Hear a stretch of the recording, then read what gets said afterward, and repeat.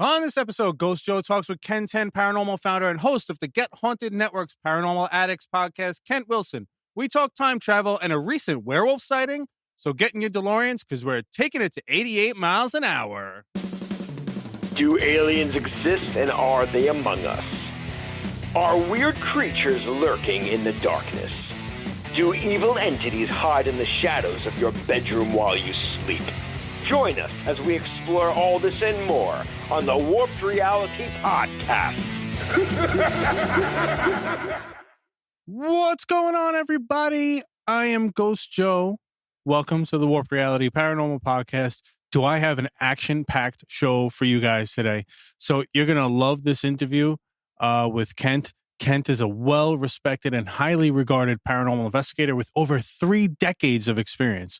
We will get to that in just a moment, but I just want to tell you guys what we have coming down the pipeline in the near future. So in the next coming weeks, I'll be interviewing some amazing people, one of which is a person with telekinesis abilities as well as many other spiritual abilities. He was awesome. I'll also be interviewing an author of his true paranormal events, Mr. Kevin Killen, as well as an astronomer who is also a member of MUFON and someone I had spoken with at a lecture a few months back, Mr. Mark D'Antonio. So you're going to love those interviews. That's what's coming up soon. And I got much more stuff coming up down the way too. So yeah. But first, we're going to talk about some recent news of the possibility of time travel. So let's get this going, all right? So the Pentagon's Advanced Aviation Threat Identification Program, or ATIP, has unleashed a trove of extraordinary revelations that are bound to ignite imaginations. Buried within 1,500 documents, once classified, lies a tantalizing peek into our potential future, a world where time travel, anti-gravity, and faster-than-light spacecraft could be within our grasp. That's freaking mind-blowing, isn't it? ATIP's reports explore groundbreaking possibilities, including manipulating space-time to achieve interstellar travel, using wormholes as cosmic shortcuts, and deploying nuclear-powered rockets to traverse icy objects surrounding the sun in search of Earth-like planets, which we just talked about in the last episode that we had found an Earth-like planet. So that's pretty freaking phenomenal. While these ideas sound like science fiction, experts suggest that they may not be as far-fetched as we think. The program even dove into the realm of alien encounters, researching how humans might communicate with extraterrestrial beings and examining the health impacts of UFO sightings. Our buddy there, Luis Elizondo, the program's former director, has confidently stated that UFO's existence is proven beyond a doubt, sparking both curiosity and controversy. So, although ATIP has concluded, the Pentagon admitted last year to over 150 UFO reports by military pilots since 2004, fueling ongoing fascination with unexplained phenomena. These revelations compel us to wonder, are we alone? Are we on the brink of something spectacular? Could we soon unravel the mysteries of time and the cosmos? I guess we'll have to wait to find out, but we probably won't have to wait too long. It's definitely an amazing time for science right now, don't you think? All right, so now we're going to get into some cryptid corner, okay? So we're diving deep into the streets of Corrientes, Argentina, where sightings of a mysterious creature have reignited one of South America's most chilling legends, the Lobisan. Hope I'm saying that right. It's Argentina's very own werewolf. So grab your silver bullets and hold on to your garlic because this story is about to get wild. Sorry, I have AI helping me sometimes. I know it's crazy. Anyway, picture this. It's April 2023 in the quiet neighborhood of Dr. Montana, Corrientes. People are going about their lives when suddenly there is a creature like no other, casually strolling down the street. Thin legs, shadowy figure, and when the footage emerged, oh, the internet went crazy. Skeptics waved it off as a dog. Others pointed and whispered, Lobisan. And I mean, come on, isn't it always Lobisan? So what's the deal with this wolfy wonder, right? The Lobisan is part of Argentina's rich folklore, a tale passed down for generations. Here's the twist, though. This isn't your ordinary werewolf story. The Lobisan is said to be the 7th son of any family, basically, cursed from birth to transform into a monstrous wolf at midnight on Fridays. Imagine that. Family dinner on Thursday, full-blown werewolf by Friday night. Like, come on, that's crazy sibling rivalry, right? But now let's talk about the sighting, okay? So this isn't the first time folks have claimed to spot the beast. In 2021, another creature caused a stir, with some saying it was hit by a truck or taken down by a hunter. Did we get proof? No. Just more mystery and more reasons to lock your doors at night. What's eerie, though, is how consistent these sightings are. Huge black dog, goat-like hooves, ears bigger than your ex's excuses. You can't make this stuff up. But hey, maybe the Lopi-san isn't here to haunt us. Maybe it's just misunderstood. A supernatural introvert wandering the streets looking for what? Acceptance? Snacks? A therapist? Who the hell knows, right? If you've ever seen a Lopi-san or any cryptid or an alien or a spirit or anything like that, or have had any kind of missing time or whatever, anything kind of strange, creepy, come on, I need you to call 845-600-0744. That's 845-600-0744. And let us know about it. We'll play it on the air. You could do it anonymously if you want. If you don't want to talk, you could just type it to me or whatever you want to do. Whatever makes you comfortable, okay? But trust and believe, there is definitely no judgment here. We just want to hear your experiences. And sometimes it's good to get that out and, to have some acceptance for it, right? So check that out. Please give me a call. You could also email me at ghostjoeny@gmail.com. And please check out all of our socials. That's always in the show notes, as well as everybody else's socials, and the Get Haunted Network's socials as well are always there. And so check that out. But without further ado, here's our main event, my interview with KennTenn Paranormal founder and the Paranormal Addicts Podcast founder, Mr. Kent Wilson. So let's go. Our guest today is none other than Kent Wilson, a true pioneer in the world of paranormal investigation. With an impressive 33 years of experience since 1992, Kent is the founder and lead investigator of KennTenn Paranormal, an organization dedicated to exploring the mysteries of the unknown. He is also the voice behind the captivating Paranormal Addicts Podcast, where he shares his wealth of knowledge and experiences. Having conducted a staggering 1,035 investigations, I'm sure it's more by the time I've done this, Kent's insights and expertise make him a revered figure in the paranormal community. We're thrilled to have Kent here to share his journey and experiences. And welcome, Kent. How you doing? I'm doing good. Thank you. I'm honored to be here. Yeah, absolutely, man. I mean, it was, I think I've probably listened or watched, I guess, as far as with the Get Haunted Network, your show probably more than anybody's on there. Yeah, I really enjoy it. I like your interviews and stuff like that. It's very, very cool. I appreciate it. Yeah. I've got a lot of feedback on it over the past, and most people say they just like my Q&A style, and it's just a common sense podcast. I just talk to the guests, just talk to them. So yeah. You've been investigating since 1992. What first ignited your passion? Like, what was it that you really said, I want to do this, I want to investigate this stuff? Well, I was born with abilities. Now I look at it today, I call it a gift. Growing up, I just didn't necessarily consider it a gift, but I was born with the ability to be able to see and speak with the spirits, and being from not only the Bible Belt, but the heart of the Bible Belt, I didn't really get a lot of encouragement to pursue that. But for some reason, when I was about 14, so this would have been 1987, 1988, me and my best friend, who's no longer with us, Tracy, we decided that we was going to go full into the paranormal field. We had no idea what we was doing, but we were going to figure it out on our own. So we went to the library. We went to the McCracken County Library, and of course our high school library, and checked out everything we could on paranormal, ghost investigating, Bigfoot, aliens, everything. We dived into it, the first book that I actually ever read I guess where I developed my passion was actually a book by the Warrens. And so I read that. And then, like, I tell people all the time, like, at 14, me and all of our friends were spending Halloween and stuff at your haunted attractions, seeing your scary movies, going to the local haunted house or whatever. Me and Tracy were actually spending Halloween in actual haunted places. So that's kind of how I got started. And then, like I said, once I turned 18, which was 92, I went to college on a baseball scholarship, moved to Georgia.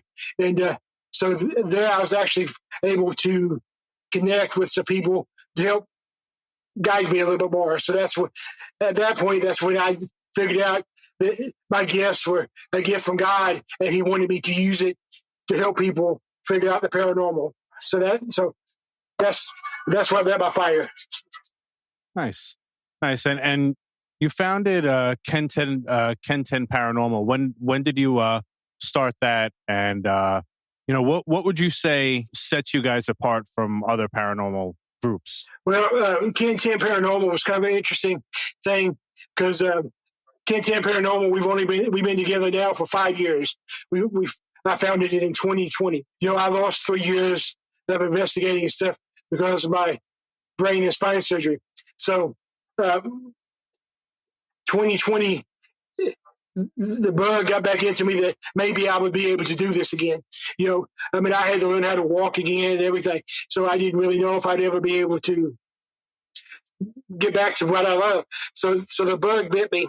And I'm lucky that even though my wife doesn't investigate with me, she fully supports it. And she's big into the paranormal. Like she helps me review evidence and all that stuff. So she just don't want to go on the actual investigation. Well, one of our friends had an interest in the paranormal, and I kept saying, well, maybe I should join it. Maybe I should start a team again. And finally, she's like, just start a team. So that's how KennTenn Paranormal was founded. And so KennTenn stands for Kentucky, Tennessee.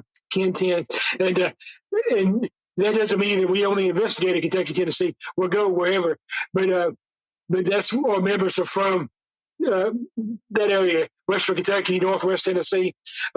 So what sets us apart, it's kind of like our slogan that we like to use, is we use the old school techniques like the Ouija board, the pendulum, all that. We use all that, but we also use all the fancy stuff. Like I got the SLS, I got everything. So what we kind of like to tell people, our little slogan is old school technology, old school techniques with new school technology. And that's but the thing that one of the main things that separates us apart is we still do residential investigations. So if somebody calls and says, "Can you help us?" That's our priority. That's actually, to us, that's actually what we're here. So. That's cool, because a lot of people, I know the way you phrased it right there. A lot of people don't. I guess they're kind of nervous to do residential, things because of lawsuits and liability and stuff like that. But I think that's awesome. Now, when you do the residential stuff, if somebody calls you up and says, I need help, do you find a way? Do you just go in there to be like, oh yeah, you definitely have something here? Or do you go in there to rid the house of, the issue? Well, we have to figure out what we're actually dealing with first. I'm not only an experienced investigator, I'm an educated investigator. I actually have 2 Bible degrees. I have a parapsychology degree. I'm a trained demonologist. So I'm trained. If we figure out we need to cleanse the house, I'm trained to do that. But if somebody calls us and asks us to do a residential investigation, we actually have a process that we do. We actually base this process kind of on TAPS, the one that TAPS used when they did residentials. So when somebody calls us, the first thing that happens is we'll do a phone interview, and I personally do the phone interview. And I actually have a sheet that it's an actual interview. I ask questions, and some of the questions are pretty invasive. I'll ask like what religion you are, if you know anything about the history of the house, if any of your family members, mess with witchcraft or Ouija boards, so, I get kind of personal on it. So after that, if I decide that there could be something and we can help them, then we do an in-person interview. And the in-person interview is me with my 2 team leads, and then one other person goes with us. And the in-person interview, I asked the exact same questions I asked on the phone interview, but we asked them to everybody, everybody in that house is asking the questions that, and, we're comparing the answers, we're videoing it, we're voice recording it, all at the same time. And then, and like I said, 4 of us go. That's because me and Jill, I ask the questions and she takes notes. And then the other 2 do a mini investigation. They go through and do baseline readings with the EMF reader, with the SLS, with the thermal camera, get baselines. And then after that, if we feel there could be something and they need our help, then we'll set up the actual investigation. And then the actual investigation usually takes anywhere from 6 hours to 2 or 3 days, just depending on the level of activity, how big the location is, whatever. And then after we compile all the evidence, then if we think that we need to cleanse the house or whatever, that's what we do. We want residential is different than a public investigation or a historical head, whatever term you want to use, because when we do a residential, we don't worry about Facebook Lives, we don't worry about any of that. We're there to help the client. We don't even give the location of where we're at. So we definitely cleanse the house, and then we follow up. 2 weeks later, and then a month later, we follow up for 6 months every week, and then after that, they come to us if they have any more activity. The thing that's interesting, I guess, it's kind of a misconception from TV shows and stuff. Everybody thinks every time you go into a house, you're going to have, it's going to be haunted or whatever. I don't even use the haunted term.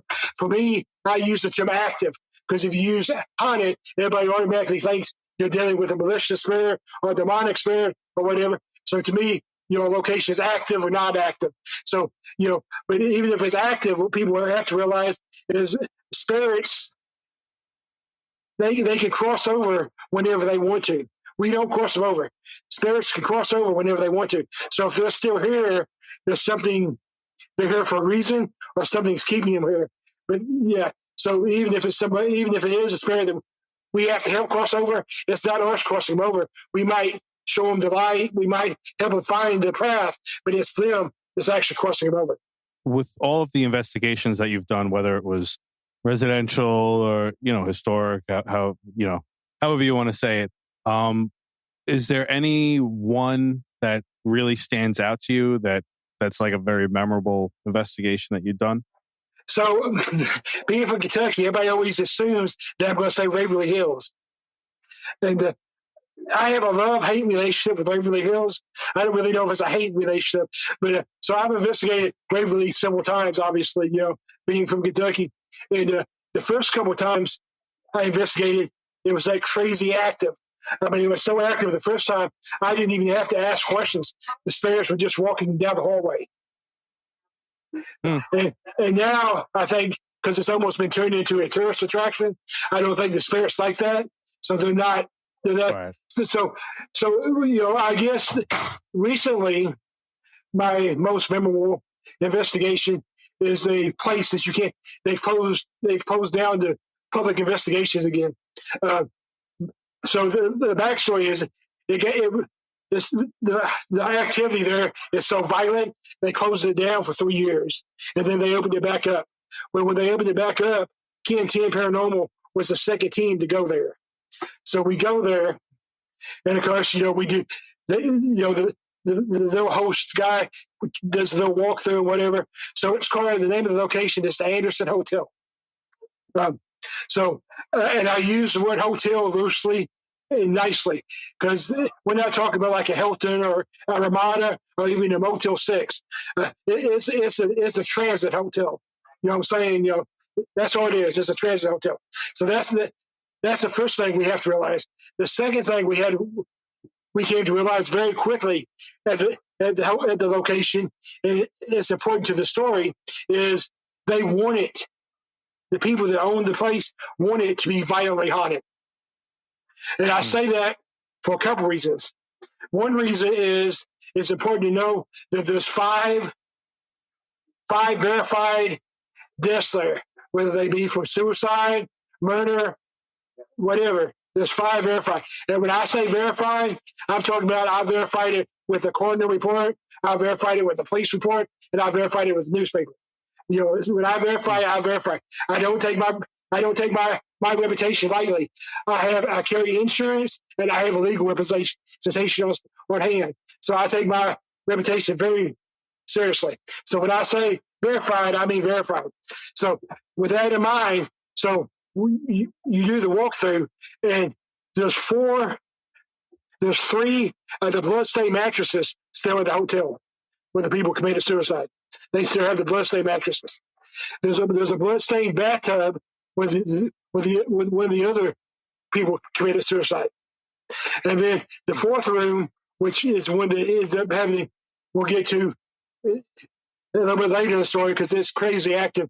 It's called the Blue Room. The guy lived there. And you know, people have to realize that, you know, demonic hauntings, they are out there, but there are very few of them. You're talking about less than 1% of our activity is demonic, but they're all malicious hauntings out there. And a malicious haunting is just a spirit, this, you know, evil or mean or whatever. And, you know, I tell people all the time, if somebody was a dickhead when they were alive, they're going to be a dickhead when they're dead. So that's where the malicious spirit is. So that's... I say the same thing. That's I use asshole, but actually, and I just told somebody that today. Not to cut you off, I swear to you, I just said that to somebody today. I said, yeah, you know, I said, listen, I said, I don't want it to sound too crude. I said, but if you were an asshole in life, you're going to be an asshole in death, and that's just how it is, you know. Exactly. You know, that's funny. That's funny. And that's exactly what this guy was. He was a dickhead, an asshole, whatever you want to call it. Like I said, he lived there. He lived there, and he drunk himself to the point that he hung himself in the closet. Well, all of his liquor bottles are still there. And the people that own it think it's funny if you're an investigator, if you bring a liquor bottle to add to his collection. We didn't do that. We don't provoke spirits. So we didn't do that. Right. But besides being an alcoholic and a dickhead, he also ran prostitutes in and out of the hotel. So like I'm saying, he was just an asshole. So we get there, and of course, we've already figured out that this is going to be a interesting investigation, to put it nicely. So we sort out in the bathtub, the room with the bathtub. The backstory of the room in the bathtub is a 33-year-old mother checked into the hotel to commit suicide. Her husband and her kid had just got killed in an accident, and that was her response. And like I said, her blood stain's still in the bathtub. So we set up, you know, we have a video camera set up.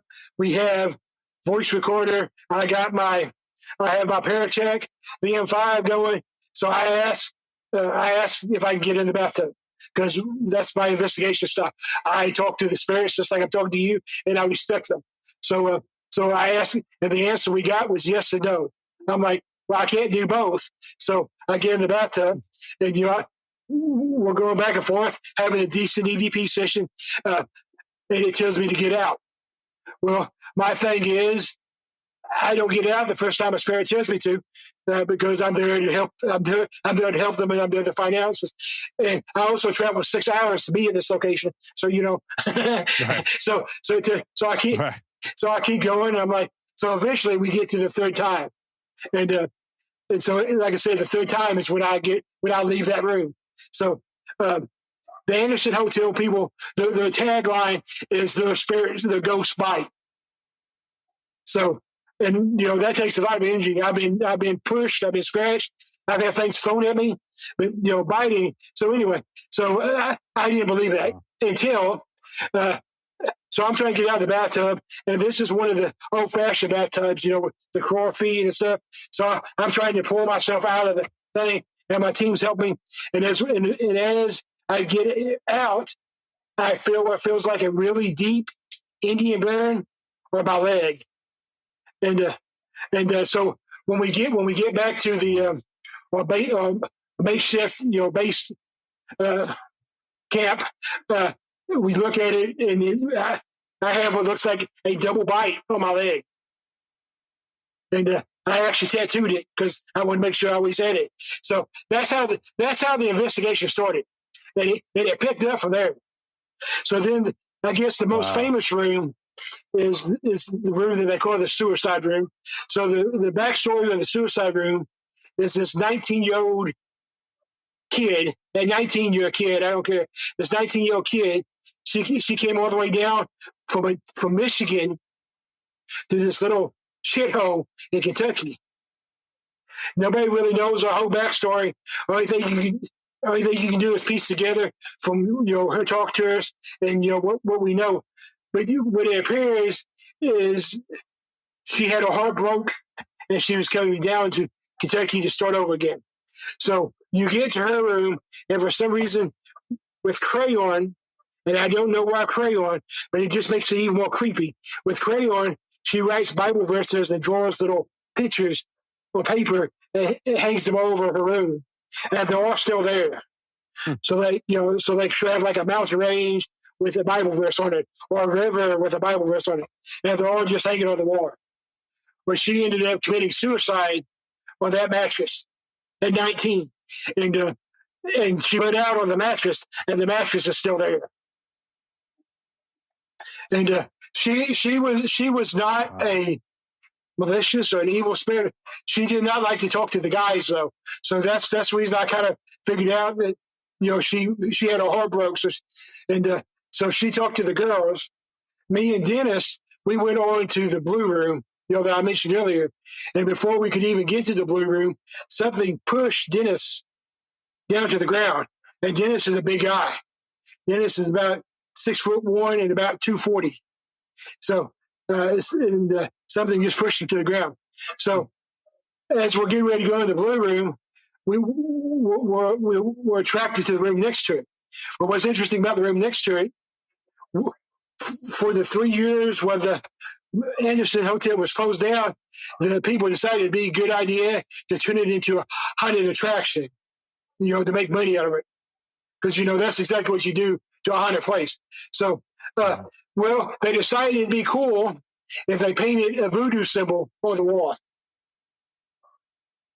Well, so they, without researching or anything, they just picked one that looked cool. Well, the voodoo symbol that they picked was the one that opened the gates to hell. So that falls in the category, if you don't know what you're doing, don't do it, because you can mess things up. So anyway, we noticed that the guy, the investigator that's over the hotel, he was trying to undo the voodoo. So he had like sage and stuff, burning, to try. So anyway, so before we go into the blue room, I decided for some reason it'd be a good idea for me to go in the closet where the guy actually committed suicide. So I stepped in the closet, and as soon as I stepped in the closet, all my energy was drained, and I hit the ground. Dennis had to actually pull me out of the closet. So that was really the only exciting thing that happened to us. Was that we spent 45 minutes there, and I don't know what it was about that room and about the conversation with the guy. We found out his name was John, by the way. We don't know, but for some reason I knew that John didn't like females. I mean, renting prostitutes is one thing, but so anyway, we was getting ready to switch. I decided to radio back to the females, and I'm like, I know we're getting ready to switch, and I know you guys are coming up here. I was like, I'm not telling you not to, but I was like, as the lead investigator, I feel like I need to warn you that John does not like females. I was like, I don't know what's going to happen. I just want you guys to be on the lookout. So we switched. Wow. And my niece is on my team. And at that time, she was 19. So anyway, she decided to use the prostitute angle to get John talking. So she was like, "This is still one of the best EVPs I ever got." She decided to use the prostitute thing. So when she's walking up to the room and she's like, "I'm 19 and cute. Can I get a job?" And the response we got was $50 and free room. And I mean, it was completely clear, just like that. Wow. $50, free room. So then the girls kept going. Wow. And like I said, they wasn't provoking because I don't allow that on my team. But they kept going with the John was rubbing up Jill, like, rubbing up on her. And, she kept saying, don't do. But then he ended up grabbing Tiffany by her female area, like grabbing. So that's So at that point, I ended the investigation. Even though we traveled 6 hours, team safety comes first. Right. And like I said, investigations are now closed to the location. They no longer allow them again anymore. So, which is probably the best. Wow. Yeah. No, definitely, especially with the spirit like that. For sure. It was really insane. I've never two things I never experienced ever. There was the being bit and a team member being sexually assaulted by ghosts. Like I said, I've been scratched, pushed, things thrown at me. But never to that level. That was truly a malicious spirit. It was not a demonic spirit, but it was a malicious spirit. Yeah, I was kind of not that I hope for myself to have any kind of, but I was actually kind of hoping that I was going to get pushed or something. When I went to the Mid-Orange Correctional Facility, I'm like, well, I'm a correction officer. Like who better to push than me? With these guys. But there was some cool things that we encountered over there too. A specific EVP that I'm going to play on the show once Rob gives that to me. I can't wait to play that because it was a very, very clear EVP. So whenever I go to a prison, and I've been to a few, obviously in 33 years. So where I usually get the most activity, you surprised me at first, but now it makes sense to me. But so let's take Brushy Penitentiary. Probably one of the most famous haunted prisons. So I've been there 3 times. So everybody always assumes like death row or something like that would be the most active place. To me, I've always got more activity at like the dining hall, the mess hall, whatever you want to call it. And used to, I was like, that doesn't make any sense. But the more I think about it and the more I review, it actually does make a lot of sense because that's actually where they have the most actual interaction between each other. So. Right. I mean, well, that's where, if they're in housing areas or in cell blocks, they're either by themselves most of the time or they're with people that they're okay with, but in the mess hall, there's going to be rival gangs in there. There's going to be people that don't like each other that have had fights in the past. Everybody's congregated in the same area when they're in the mess hall, when they're in the yard, when they're in the religious services area.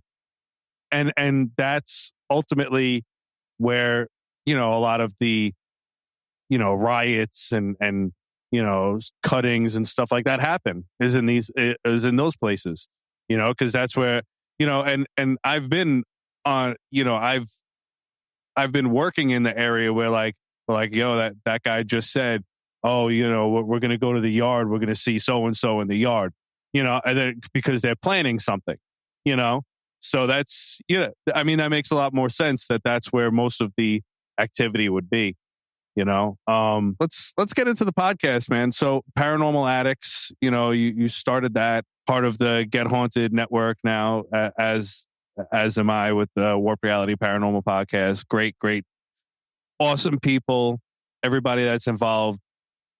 Very, very cool. I love it, and honestly, like I've been getting more views on their website than I've ever done with Apple Podcasts and Spotify and all that stuff. So they're really helping me out a lot by doing what they're doing. So when did you start Paranormal Addicts, and what made you get into the podcast aspect of it? So this is my second season with Paranormal Addicts Podcast. So I just, I was talking to some people, and I mean, it's like we were talking back when you asked me to be on the show. I'm a very humble person. I don't consider myself anything more than a researcher. But, somebody, they were like, with all your knowledge and experience, you need to share that. So that's kind of how Paranormal Addicts started. And so my first 3 episodes actually weren't even on Get Haunted.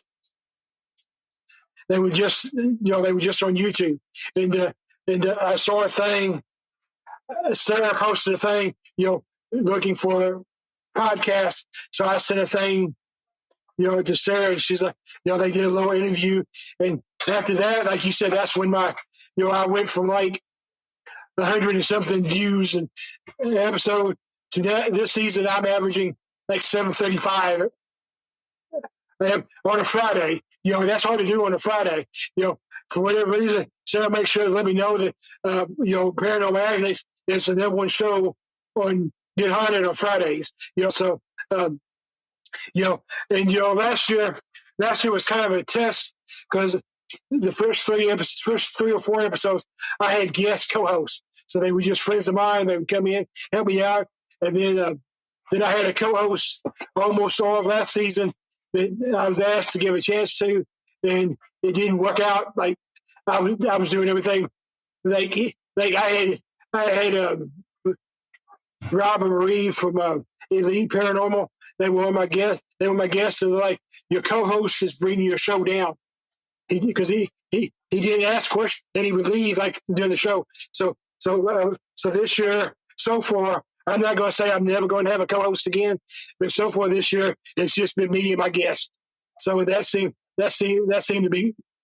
to go good so far. Yeah, that's cool. I mean, without obviously saying any names, was there ever anybody that you did an interview with and you're like, you know what, I can't air this. This isn't going to work. Yeah, I've had a couple that, and of course that's the bad thing about being live. I don't really get it figured out until I'm already on the air. So I've had a couple that I've had it like. Luckily, that's when I had my guest co-host, so I was able to make the show more about me and the co-host. So yeah, I've had a couple like that, and then I've had some that I was actually really surprised how well it went. Like take my show Friday, for example. I was really dreading it because there really wasn't a whole lot I could find about that guest. And then, the book, his latest book really wasn't I didn't think it was a subject that was going to go over well with the viewers, but it actually ended up being a good interview. And, like I said, I think last count I had 735 views. And that surprised me, because I didn't think anybody would talk about vampires dead or alive. But, apparently I was wrong.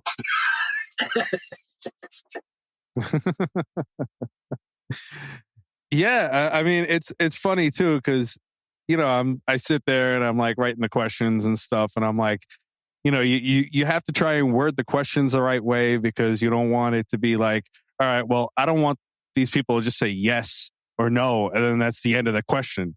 Like you have to ask these like leading questions to get into these conversations.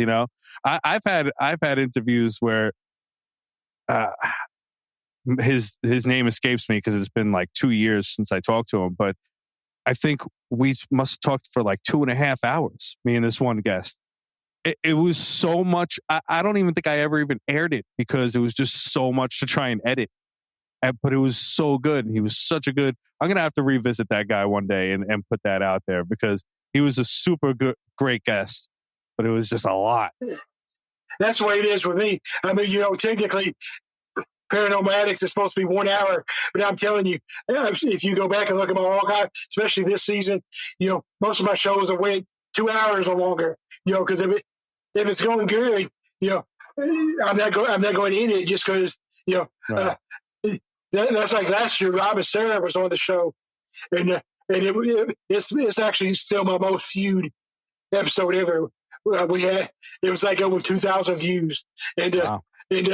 So it was going good. And I was like, we're at an hour, and Rob's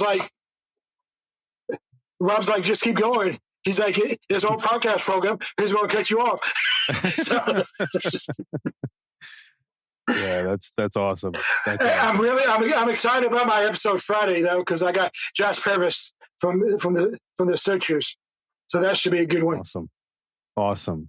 What do you feel is the most challenging of doing a paranormal podcast? Most challenging to do a podcast is just to make sure, from my standpoint, I want to make sure that the show is relevant. Obviously I want to entertain because that's how I get viewers, but I want to make sure that the material is relevant and, we educate people. To me, that's what my platform's all about. I want to bring on guests to help educate everybody. I don't want to I'm not going to bring you on a pair celebrity just to talk about everything's a demon or, that's not what my show's about. I mean, I've had some pair celebrities on there. I got some pair celebrities that are my friends. But if you're going to be on my show and you're going to be my friend, first you're going to be a legitimate investigator. I'm not just going to bring on somebody.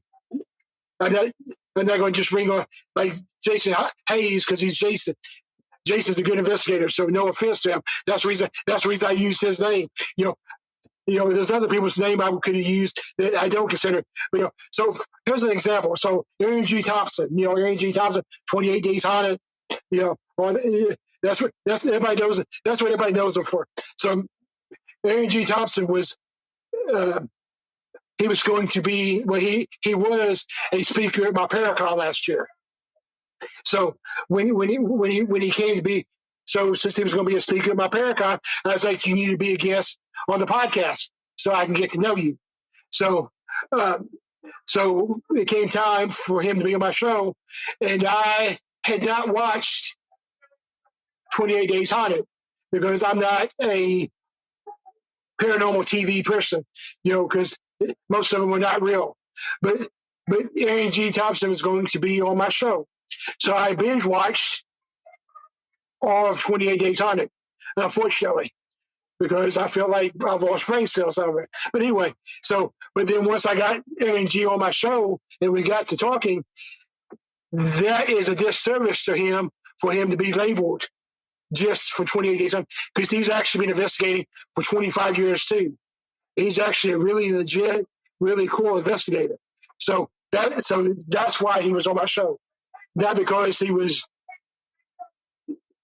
on TV. I don't care about that. So that's the hardest thing to me, is to make sure I stay relevant and I don't just, make sure I continue to do it for the right reasons and don't worry about saying demon, so I get 200 more likes, So.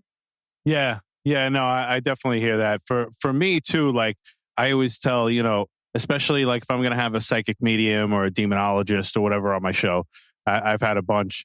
I always have like these 2 rules. I'm like, listen, I'd love to have you on the show.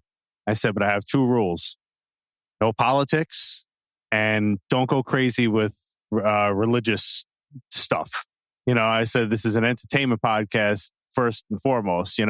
I said I understand if it's a demonology or psychic medium stuff, you're gonna have to talk about some kind of religion in there at to some degree, but just keep it simple. Don't go over preachy on me. You know what I mean? And I've always had good responses with that. One person, after I had actually said that, they're like, all right, yeah, no, I'm not going to be on your show then. Like, oh, okay. All right. Yeah, and those are 2 good rules. I mean, I've never really made that a rule. I guess I've always considered it kind of kind of unwritten rule, but it's a good rule to have. I definitely ain't going to get any politics on here. There's actually people that I respect in the field and stuff. I've actually stopped following them on Facebook because the only thing they want to talk about is politics. And I don't care which side you're on. That's your view. I don't want to read 80 hours of your political views. And same with religion. To me, religion is part of my investigating, part of how I investigate. But for other people, they look at it. They may be more anti.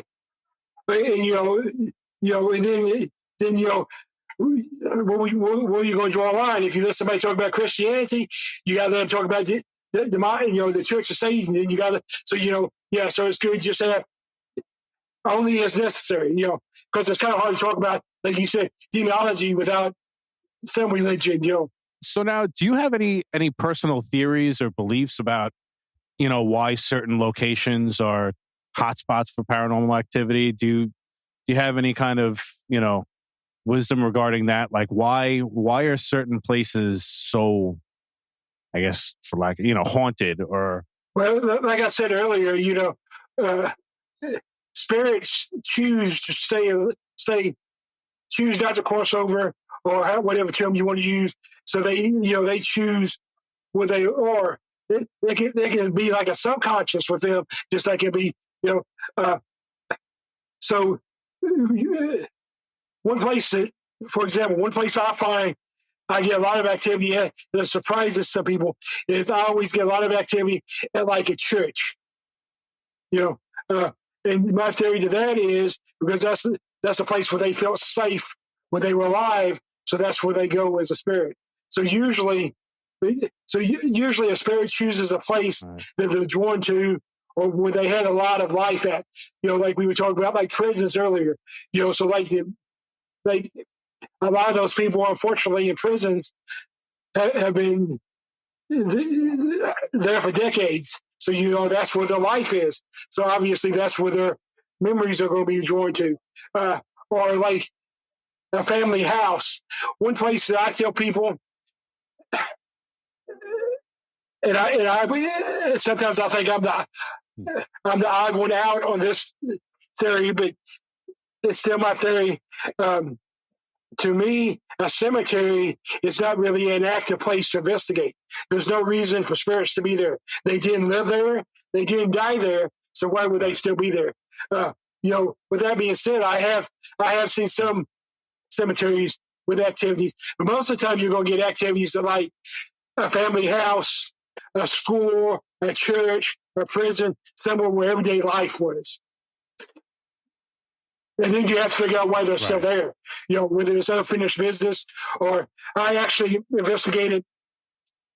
I got a good friend that's the chief deputy sheriff down here. And they actually asked us to come investigate this road. This road supposedly had two spirits. And he did have two spirits. So, but the one spirit was still there. He chose to still be there. And he actually told us that because he knew he's going to hell, and he didn't want to go to hell, so he chose to stay on that road. So they died in a car wreck, and the girlfriend and the boyfriend were still there. The girlfriend was the first spirit that we made contact with, and she told us she was looking for the boyfriend. She wanted to cross over with him. That's what she told us, and then we found the boyfriend, and he's like, I appreciate her staying to cross over with me, but I'm not crossing over. So tell her to go ahead and cross over. So now, when you communicate with these spirits and stuff, you use the Ouija board as a tool. One of your methods of communicating. I don't use the Ouija board myself. That's not a tool that I use. Now, it's not a tool that I'm against. To me, a Ouija board is just a tool like any other tool, as long as it's used properly and you're properly trained. Now, I have good friends that they use Ouija boards, and I actually have a friend making me a custom-made Ouija board from England. The letters are going to be made from ashes from a haunted location over there, and we're actually selling chances on it to help pay for the Paracon this year. I'm not anti. It's just a tool I use. I do use the pendulum. And so I use that to communicate with. And sometimes the spirits just come to me, like I guess telepathically, for lack of better terms, and just communicates to me that way. So, what do you have? I know you had mentioned it a little bit earlier, but what do you have coming up in the near future with anything, with your group or with the podcast? What do you have coming up? Well, the podcast is every Friday night, live at 7 Central, 6 Eastern, on Get Haunted or YouTube channel. I push Get Haunted, though. So on Get Haunted, every Friday, like I said, this week, I'm excited because we got Josh Purvis. And then besides that, I'm actually working on my first book. I've actually read the first couple of chapters, and the working title is "Don't Use Generic Batteries," and it's probably not a demon. Memoirs of a paranormal researcher. So that's in the works, and again, that's another one of those things I never really thought about doing, but I've been asked to so many times, I finally just gave in. So, and then we have my team. We have several investigations coming up. We're investigating a bed and breakfast is known as the Riverview Mansion in Golconda, Illinois. It was built in 1910. It's always been known to be haunted. And then we're investigating a place in Cape Girardeau, Missouri, called the Glen House. It was built in 1820. And it's all still like original stuff. They got furniture from the time and everything. Outlaw Paranormal actually investigated there once. And then of course I got in September I got my Paracon. This year we've renamed it a little bit because there's so much negativity in the paranormal field. We dropped the Paracon, and this year we're calling it a Paranormal Expo. So it's the West Kentucky Paranormal Expo, and we have a pretty loaded lineup. We got Outlaw Paranormal coming in. We have 8 speakers, and right now we have 18 vendors. But last year we ended up with 40 vendors. So we'll get more as we go along, and it's also a charity event. Part of the proceeds go to a charity of my choice every year. Last year we donated to a spousal abuse center. This year I decided the charity is going to be Chiari Malformation, Conquer Chiari Foundation, because Chiari is the condition I have. That's why I've had the brain surgery. That's why I have my seizures. That's why I have my blackouts. That's why I'm disabled. So I was like, why not give to the charity that means so much to me? No, that sounds great, man. And if anybody needed to, I'm going to have all your show notes, all of your links and stuff in the show notes and everything. But if somebody wanted to get in touch with you for anything, how could they do so? Yeah. So obviously I'll stay busy. If anybody wants to contact me or us or whatever, especially if it's for an investigation, like I said, residential investigations is our favorite thing. So if you think you have activity in your house or business, reach out to me. There's no charge ever. If you ever contact a team and they tell you there's going to be a charge for it, look somewhere else, because they're probably not a legit team, and there's plenty of other legit teams that will come and do it for free. So if your business or home that you want us to come look at, go on Facebook. And find us, KennTenn Paranormal. Email us at KennTennParanormal@gmail.com. If you want to call me, if you go on Facebook, the number on our page is actually my cell phone, so you can call me. Like I said, the podcast, we have a Facebook page, Paranormal Addicts Podcast. Make sure you put that podcast in there. And then we have a YouTube page too, which is Paranormal Addicts Podcast too. And the expo has a page too, West Kentucky Paranormal Expo. Anybody in the area, I'm telling you, you don't want to miss it. Tickets are only $10, and it's a 10-hour event. So you get a wristband, you can come and go as you want. So yeah, food. We got food trucks there, so you don't have so you can eat. We have 40 vendors, 8 speakers, meet and greets. Yep, it's a good event. Awesome. Yeah, good luck on everything. Good luck on writing your book too. I think that's awesome. That's really cool. Especially since you've been doing it for so long, I'm sure you got Definitely. plenty of stories to fill a book. That's for sure. Probably more than one book. The basis is it's going to be a how to be a paranormal investigator book. And I know there's lots of those, but most of them are boring and stupid. We even got the idiot guide to paranormal investigator. So mine actually has my personality in it. Right. So it's actually going to be fun. And so that's like the first 6 chapters of the book is like how to be an investigator. And then I go into like locations I've been to, and like, so it's going to be like you're on the investigation with it. So for example, at Waverly, it's going to be like, this is the EMF reading I got.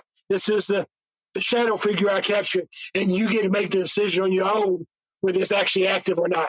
That's so cool, and good luck with that. And I'll definitely be looking out for that book for sure. Thanks so much again for being on the show. I really appreciate it. Good luck with everything that you're doing, the book and the event and everything. And this was really fun, man. I'm glad we got to do this, and have a great night. And I'll talk to you soon. Appreciate it. Thank you for having me on.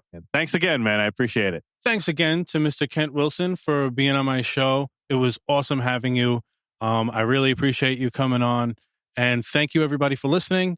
And thank you to the Get Haunted Paranormal Network as well for helping me out with everything that you're helping me out with. You've brought new life to my show and to me, and have given me a lot of reason to continue doing what I'm doing. So thank you, everybody. And have a great night. And I'll talk to you guys next week. Later. Thank you for listening to the Warp Reality Paranormal Podcast, and thank you to all of my guests and contributors that help make this show possible. If you have a paranormal experience you'd like to share, questions, comments, or you'd like to be a guest on the show, please leave me a voicemail at 845-600-0744, or you can email me at ghostjoeny@gmail.com. You can do so anonymously if you'd like. Also, please check out our show notes for all social media links of this show and some of our friends. The Warp Reality Paranormal Podcast, uncovering the unseen.